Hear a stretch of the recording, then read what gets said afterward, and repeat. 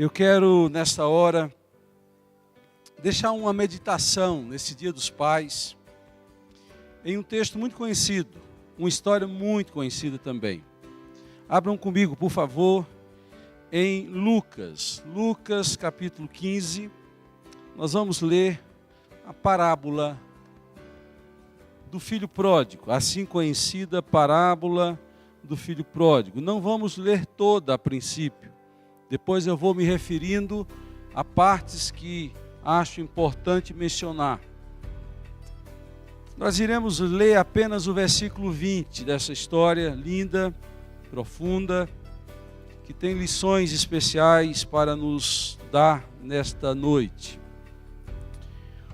O texto bíblico diz: a seguir, levantou-se e foi para seu pai. Estando ainda longe, seu pai o viu e, cheio de compaixão, correu para seu filho e o abraçou e beijou. Senhor nosso Deus e Pai, o Senhor é Pai. E nós, antes de mais nada, queremos agradecer por tuas iniciativas constantes em ir ao nosso encontro, em nos abraçar e nos beijar, quando merecíamos ser condenados, disciplinados, afastados de tua presença. Obrigado, Deus, por tua bondade eterna, por tua benignidade, por tua compaixão para conosco. Nós te louvamos por este dia, Dia dos Pais. E hoje nós queremos aprender com o Senhor a ser pais melhores. Dá-nos tua direção, que possamos olhar para o teu exemplo e viver o teu exemplo em nossas vidas. É assim que nós pedimos, no nome de Jesus. Amém. Eu falava na introdução que esse texto é conhecido como a parábola do filho pródigo. A palavra pródio não deriva a palavra prodígio. São parecidas, mas não tem muita coisa a ver. Pródigo é aquele que gasta muito. É aquele que não é econômico. E quando fala-se do filho pródigo é porque ele pediu a parte da sua herança e foi para o mundo. E no mundo ele acabou com sua herança, acabou com sua saúde, acabou com sua fé. Ele só foi acabando, foi se definhando. Mas eu entendo que esse título não é apropriado. Essa história não poderia ser chamada a história do filho pródigo, mas a história do pai pródigo. Do pai pródigo. Nós ouvimos sermões e mais sermões sobre o filho. E dá-se uma pincelada no pai. Mas se nós olharmos para esse texto, essa história, e lermos essa história do ponto de vista do pai, aí nós vamos aprender coisas profundas. E é isso que eu quero propor nessa noite. No Dia dos Pais, olharmos para essa história, não do ponto de vista do filho, mas do ponto de vista do pai. E aprender algumas coisas importantes de um pai pródigo em amar. Essa é uma marca de Deus, é a marca desse pai. Sobre todas as outras marcas. É ele não economizar para amar. Ele não economizar para demonstrar amor com paixão. Isso é amor na prática. O pai pródigo em amar. E eu quero que você deixe sua Bíblia aberta, ou o seu celular, se você estiver com a Bíblia aberta no celular.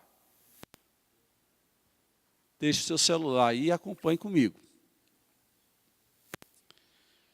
Eu quero olhar para essa história e descobrir 6 atitudes de um pai pródigo em amor. E descobrir as atitudes deste pai que é pródigo em amor. Em primeiro lugar, eu vejo uma marca desse pai que todo pai precisava copiar e vivenciar. Esse pai usa a sabedoria acima da autoridade de ser pai. Pai não precisa apenas usar a autoridade de pai, de colocar normas, de estipular regras, de chamar a atenção, de colocar ordem, de orar com os filhos, de manter a casa. Autoridade é muito bom e cabe ao pai exercer autoridade, mas cabe ao pai exercer sabedoria, liberalidade. Sabe o que é que me choca e ao mesmo tempo me deixa admirado nessa história? É que quando o filho se aproxima do pai, e acho que de forma áspera, ele diz assim: pai, me dê a parte que me cabe na minha herança. E não há nenhuma atitude de retrucação. Não há um contra-argumento da parte do pai. Não há o uso da autoridade dizer: que é isso? O que você pensa que é? Quem manda aqui sou eu. Há um silêncio. Há uma atitude quase aparentemente irresponsável desse pai. Porque herança é coisa que se dá quando se morre, se reparte quando se morre. Aquele filho, de alguma forma, está querendo antecipar o seu direito e lá no coração querendo que o pai morra. E ele prontamente atende o pedido, porque ele preferiu usar a sabedoria a usar a autoridade. E nós precisamos aprender isso. Lá no fundo, no coração desse pai, ele sabia que tem coisas que o bom conselho ensina. Mas tem coisas que só as dificuldades da vida, as provas da vida, as lutas da vida formam em nós pessoas diferentes, pessoas trabalhadas. Lá no coração esse pai sabia que não era brigando, puxando a orelha, que aquele filho iria se aprumar na vida, como diz na minha terra. Com dor no coração, ele usou a sabedoria, disse: vá, meu filho, está aqui a sua parte. Vá, meu filho, faça o que está no seu coração. O texto não diz, mas eu tenho a impressão que esse pai disse: mas eu estou aqui sempre com as portas abertas para você. Não é com a autoridade impondo, imperando que se ganha coração de filhos, mas é com a autoridade da sabedoria que se ganha coração de filhos. Muitas vezes nós, pais, sabemos dizer não, não, não. Às vezes nós temos que dizer sim. O texto bíblico diz: assim repartiu os seus bens. Segunda atitude que mostra como esse pai é pródigo em amar. Apesar de toda dor decepcionante que filhos podem causar, e este causou, este pai manteve firme a esperança de que um dia esse filho retornaria. E, sobretudo, manteve firme a esperança que Deus trataria com o coração do seu filho. Eu tenho dado sempre conselhos a pais. E eu sei, por experiência, que chega uma idade que nós, pais, deixamos de ser o super-herói para os nossos filhos. Eles começam a ver nos seus iguais, da idade deles, principalmente na pré-adolescência, na adolescência, eles começam a ouvir mais os seus amigos do que a nós, pais. Nós nos tornamos ultrapassados, peças de museu. Eu lembro que Lucas me chamava de velho. Você está velho, pai? E eu não dava uma mãozada lá no meio da fuça dele. Você vê como é a sabedoria trabalhando no nosso coração. Manteve firme a esperança. E eu orava a Deus, sabe como? Deus, levanta pessoas, mentores para os meus filhos. Para o Lucas, Deus levantou O Diogo, que trabalhava aqui na secretaria da igreja, ensinou o Lucas a tocar violão, deu exemplos para ele. E Lucas pôde ter alguém, além de mim, para dar um amparo. Ore para que Deus levante amigas e amigos, mentores para o seu filho, para ajudá-lo naquilo que eles precisam ouvir. Mantenha a esperança. Mesmo quando parece que o seu filho vai se perder, parece que o seu filho não tem interesse pelas coisas de Deus, mantenha a esperança. Esse pai mantinha a esperança. E como é que eu vejo que ele mantinha a esperança? A Bíblia diz que diariamente esse pai olhava para o caminho de volta.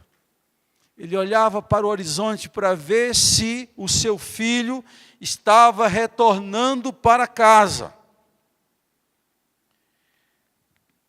E um belo dia, queridos, a Bíblia conta a história que ele olhou para o caminho. Versículo 18. O jovem falou: eu me porei a caminho e voltarei para o meu pai e lhe direi: Pai, pequei contra o céu e contra ti, não sou mais digno de ser chamado teu filho, trata-me como um dos teus empregados. A seguir levantou-se e foi para o seu pai. Estando ainda longe, seu pai o viu. Porque aquele pai sempre tinha a esperança de olhar para o horizonte. E por que ele olhava para o horizonte? Porque ele olhava para o alto. Quem olha para o alto, olha para o horizonte. Quem não olha para o alto, olha para o chão, faz um círculo. O seu olhar é capaz de enxergar meio metro, 1 metro, 2 metros no máximo. Não tem a esperança de ver adiante as promessas de Deus que estão ali prontas para serem atingidas. Ele olhava para o horizonte e ele viu o seu filho antes que o filho o visse. Porque esse pai manteve a esperança. Viu de longe. Outro sinal da esperança no coração desse pai com respeito ao seu filho é que quando ele chega, ele manda matar o novilho cevado. O que é um novilho cevado? É um novilho gordo. É outra expressão politicamente incorreta. Chamou o novilho de cevado, de gordo. Quando você queria dar uma festa, você engordava um animal, no caso aqui o novilho, para que quando ele estivesse gordo, pudesse ser matado e ali a festa ser realizada. Cada milho, cada cevada, cada grão que aquele pai dava para aquele animal. E perguntava: por que você está engordando? Porque eu sei que meu filho um dia vai voltar e eu vou dar uma festa. Pais, não percam a esperança com seu filho. Tem épocas que parece que ele não vai dar certo. Reverendo Antônio Elias, um pastor presbiteriano, um homem de Deus, morreu há uns 7 anos, ou mais um pouquinho. Ele era pastor da igreja Betânia, em Niterói. E ele tinha filhos. E os filhos na igreja, imagina naquela época. Os filhos dele resolveram ser hippies.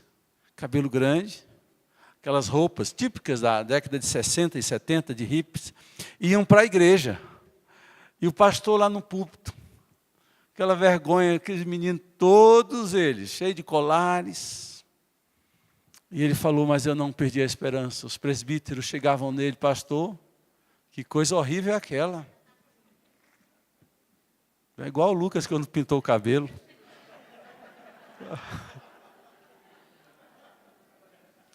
Quando o Lucas pintou o cabelo de louro, a minha reação foi dizer: que é isso, meu filho?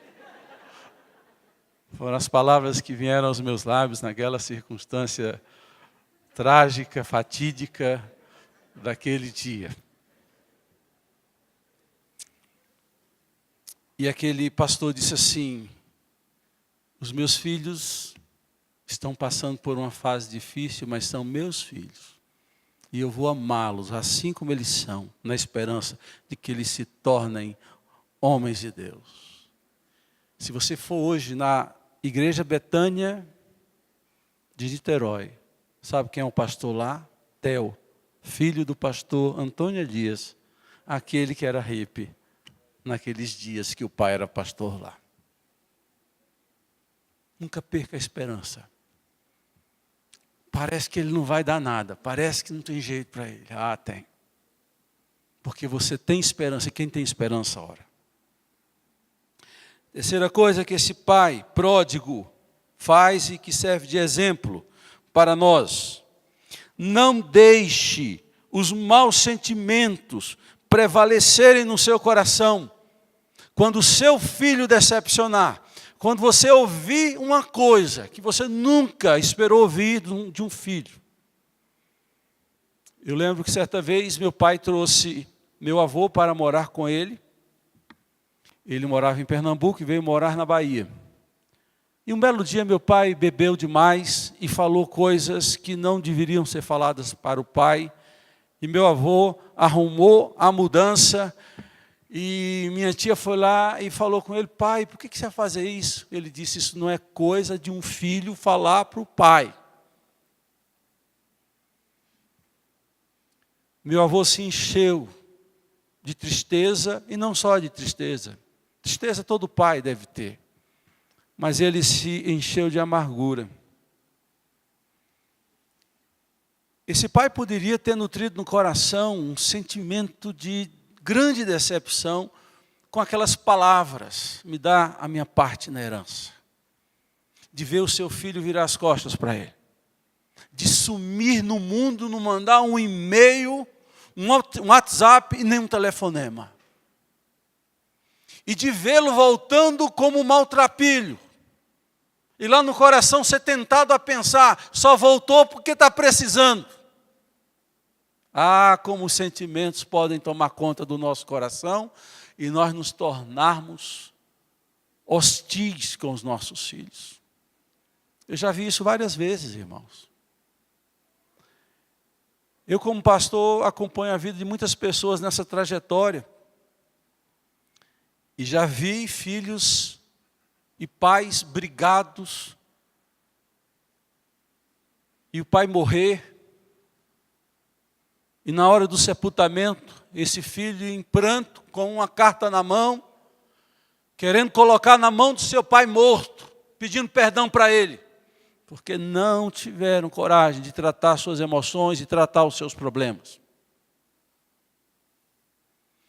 Tem um primo em Pernambuco que, por sua filha ter engravidado e escolhido juntar com alguém que não era do agrado dele, isso tem mais de 15 anos, até hoje ele não fala com a filha. A filha vai visitá-lo, ele entra na sala, passa por ela como se não tivesse ninguém. É isso mesmo. Se nós não tratarmos as nossas emoções, irmãos, nós vamos nos matar e matar outras pessoas no nosso coração. O versículo que li no começo dessa palavra, versículo 20, diz: a seguir levantou-se e foi para o seu pai, estando ainda longe. Seu pai o viu e cheio de ódio, cheio de compaixão, está aqui escrito. Cheio de compaixão. Emoção é uma coisa que vem. Preste atenção nisso. Emoção é uma coisa que vem. Pode ficar ou pode ir embora. Você escolhe a emoção que fica. Porque outras emoções cabe a você dizer: vai embora. Você não é escravo das suas emoções. Quem tem que gerenciar suas emoções é você, sou eu, somos nós. Tem aquele desejo, algumas vezes, de matar. Mas eu não posso matar, é meu filho, é minha filha. Tenho que amar. Amar. Aí você trata o coração. É esta a opção que este pai faz. Deixar a compaixão vencer. E não só a compaixão, ele corre. Há muito receio, né? Quando você está assim, em inimizade, em intriga com alguém, você fica esperando saber quem vai dar o primeiro passo. Quem vai ao encontro. Esse pai não dá um primeiro passo, ele dá uma corrida, ele corre. e abraça seu filho, e beija seu filho. São esses sentimentos que precisam estar no coração de pais. Nós podemos mostrar tristeza quando eles nos decepcionam, sim, tristeza. Mas nunca vedar o coração para os sentimentos bons de Deus. E jamais dar lugar a sentimentos do mal, que rompe o beijo, rompe o abraço, impede a aproximação. Porque são nossos filhos. Eu procuro beijá-los até hoje. De vez em quando eles não deixam, mas eu vou na marra e beijo.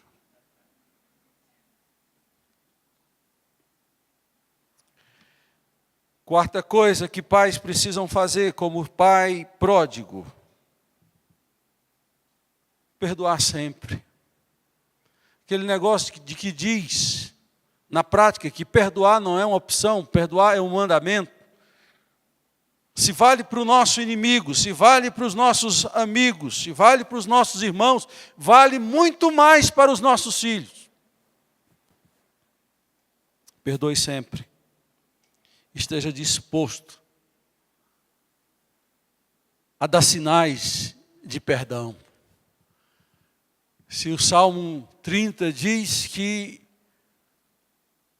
a ira do Senhor passa rapidamente, seu amor não tem fim, nós pais precisamos desenvolver isso também no nosso coração. O sinal do perdão, queridos, é que este homem, quando recebe o seu filho, ele recebe com abraço e beijo, mas depois vai para práticas culturais, sinalizadores de perdão e de amor. Ele dá uma roupa nova, ele tira a roupa surrada, fedorenta, rasgada, e dá uma roupa nova. Coloca um anel no dedo, está dando autoridade para ele de novo, de volta. Geralmente esses anéis que pais e filhos tinham eram anéis de selar, que era marca familiar, e quem tinha posse do anel tinha posse de autoridade. É isso que esse pai faz. Agora, o mais marcante culturalmente falando, e que passa desapercebido ao olho do leitor que vive aqui no Ocidente, no século 21, é o ato de quando o pai manda trazer sandália. Manda calçar o seu filho. Ele vem descalço. Na cultura daquela época, escravo não tinha sandália. Só livres andavam calçados. Quando este homem entra na terra do seu pai, ele vai ao encontro, ele está descalço, maltrapilho. O pai coloca roupa nova, turbante, coloca o anel de selar e manda calçar a sandália. Quando ele dizia, não sou digno de ser chamado teu filho, trata-me como um dos teus empregados, como um dos teus escravos. Ele disse, não, você é filho. Eu tenho dito isso sempre, vou repetir. A grande bênção da salvação e do amor de Deus é que eles são perenes e perpétuos, eles não são passageiros e transitórios. Quando Deus diz que ama, Ele ama até o fim. Quando Ele diz que nos salva, Ele nos salva até o fim. Deus não é o Deus pisca-alerta, que uma hora nos salva e uma hora tira a salvação. Uma hora nos salva, uma hora tira a salvação. Tem crente que tem medo de perder a salvação. Se você tem medo de perder a salvação, porque você nem tem a salvação ainda. Porque a Bíblia diz que quem é filho de Deus tem a certeza de que é filho no coração. Tem a convicção de que é filho de Deus. Isso é promovido pelo Espírito Santo em nós. Como você não mereceu a salvação desde o princípio, você não merece depois de tê-la. Ou você pensa que quem mantém a salvação é você? Aquele que começou a boa obra em vós, há de completar em Cristo Jesus. É o que Paulo fala em Filipenses. Ele começa, ele termina a boa obra.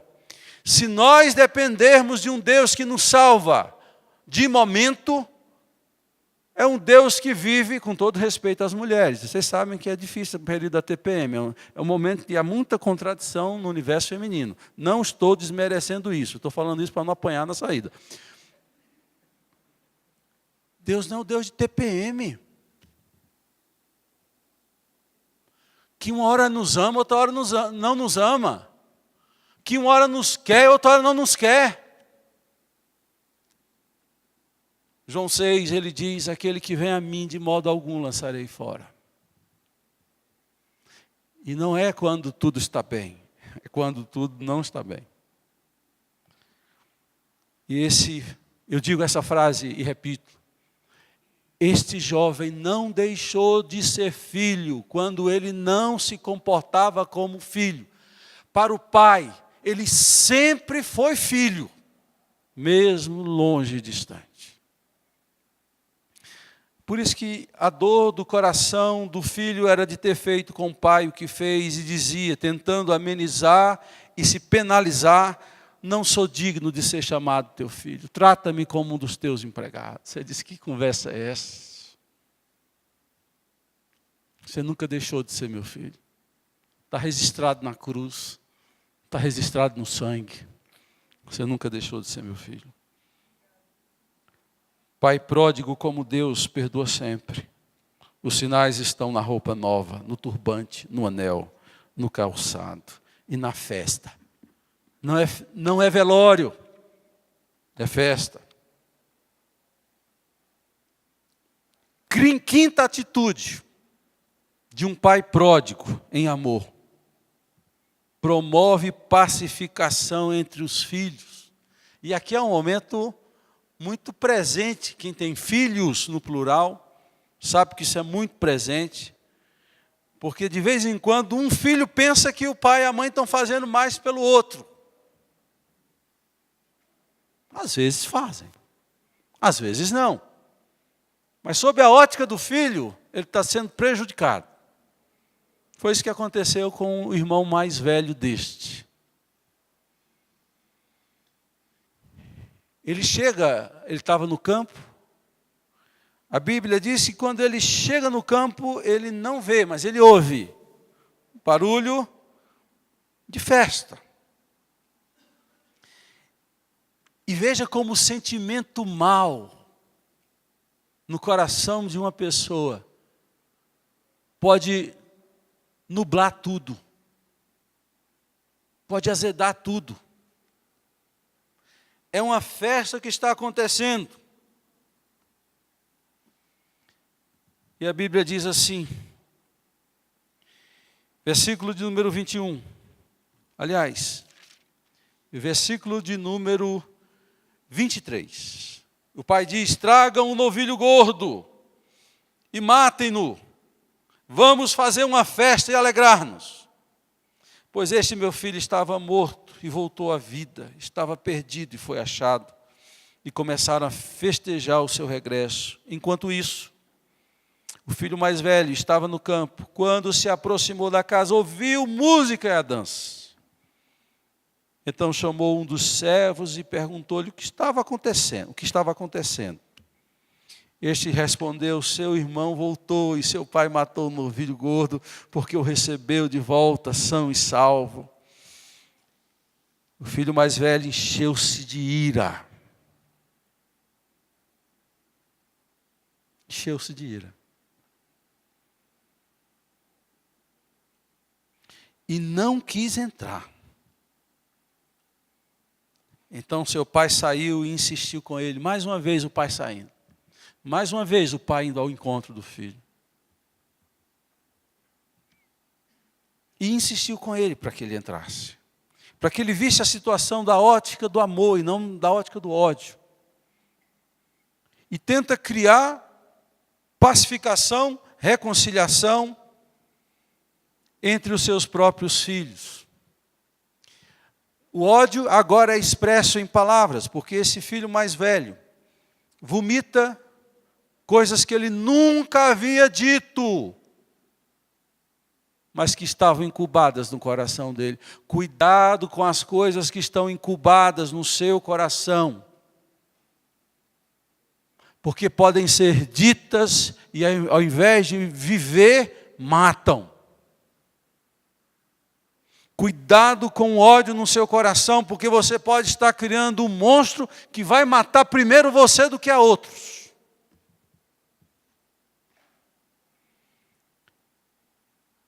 Diz a Bíblia que, versículo 28, o filho mais velho encheu-se de ira e não quis entrar. Então seu pai saiu e insistiu com ele. Mas ele respondeu ao seu pai: olha, todos esses anos tenho trabalhado como um escravo a teu serviço e nunca desobedeci às tuas ordens, mas tu nunca me deste nem um cabrito para eu festejar com os meus amigos.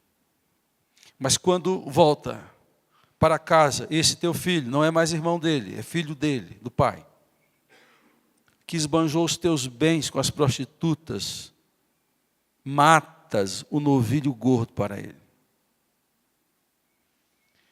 Aquele filho fala para o pai algo do coração dele, que ele nunca tinha pedido ao pai um novilho. Nunca havia chorado com o pai a perda do irmão. Vivia na dimensão do individualismo, da busca pessoal,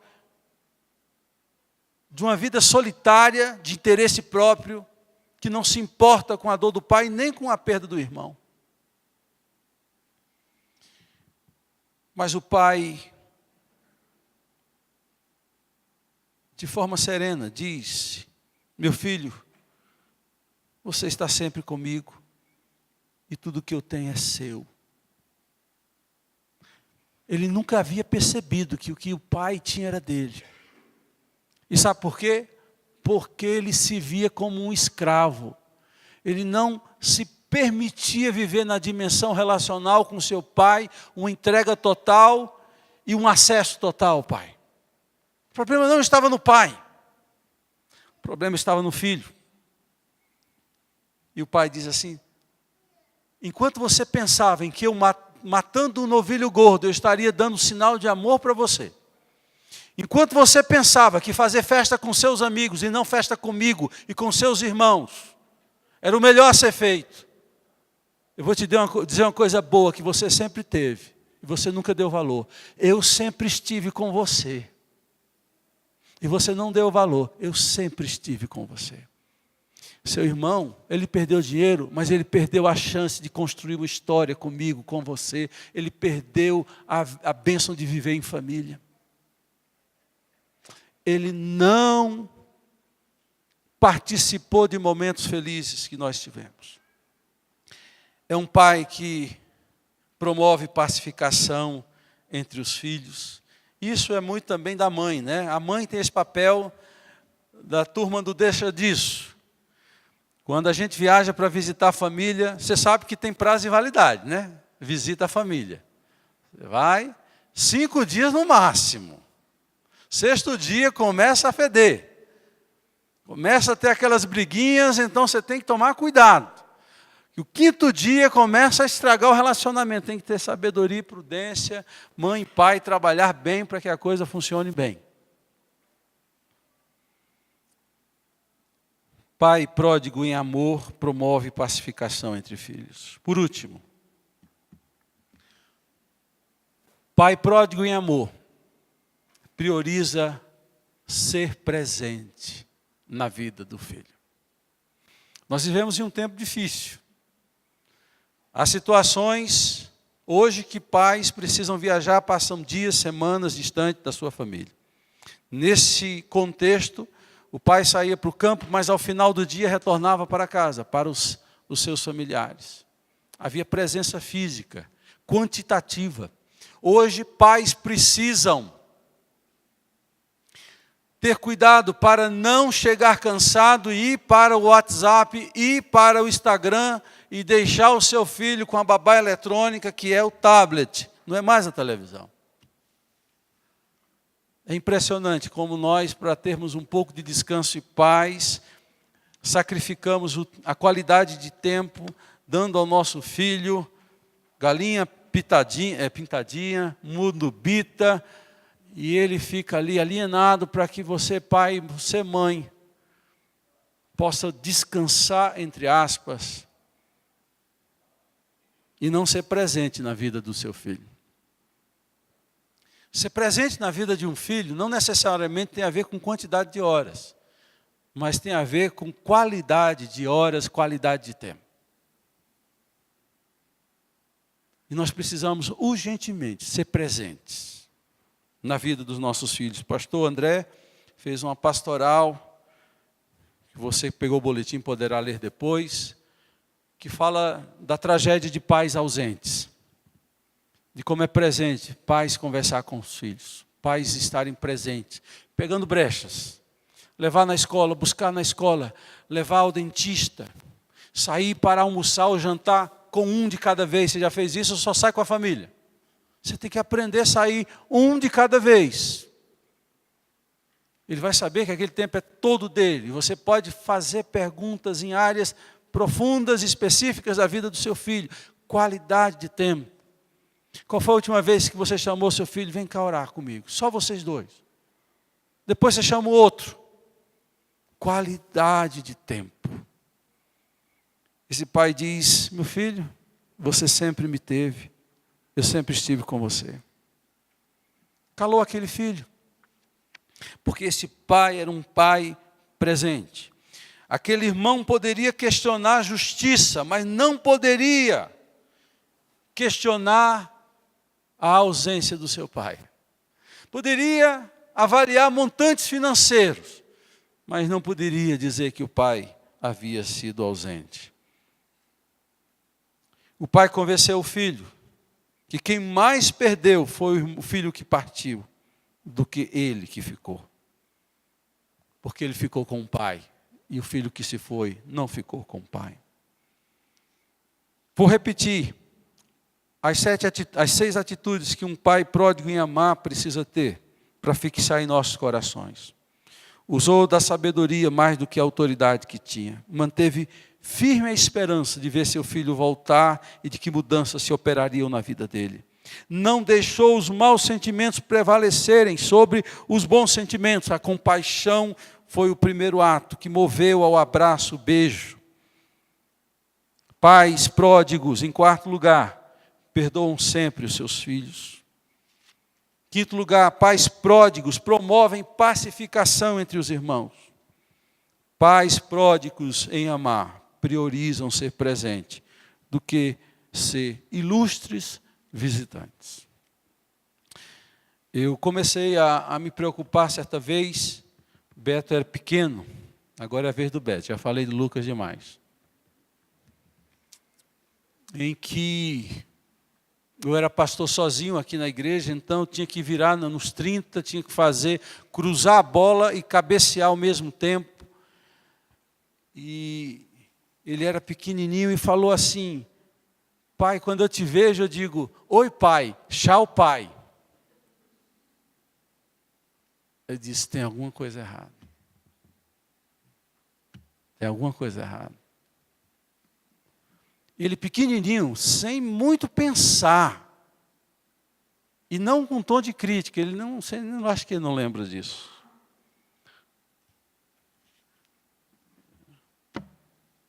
Se você cuida da sua gatinha e do seu cachorrinho, cuide mais do seu filho e da sua filha. Alô? Amém ou não amém? Senhor nosso Deus e Pai, nós podemos te chamar de Pai. E eu sei que o Senhor é o Pai dessa história. É o Pai do céu. Esta parábola é contada para dizer o que o Senhor faria. Para apontar o que nós, pais da terra, precisamos fazer. Muito obrigado por esta parábola, Senhor. Porque hoje nós olhamos por essa história sob a ótica do Pai e não sob a ótica do Filho. E nós te agradecemos porque temos nela exemplos marcantes de como os pais da terra devem ser e devem se comportar, devem tratar os seus filhos. Louvado seja o teu nome por essa noite em que os pais aqui estão, em que nós aprendemos como pais a lidar com os nossos filhos. Nós te agradecemos de todo o nosso coração e agradecemos em nome do Senhor Jesus, hoje e por todo sempre. Amém.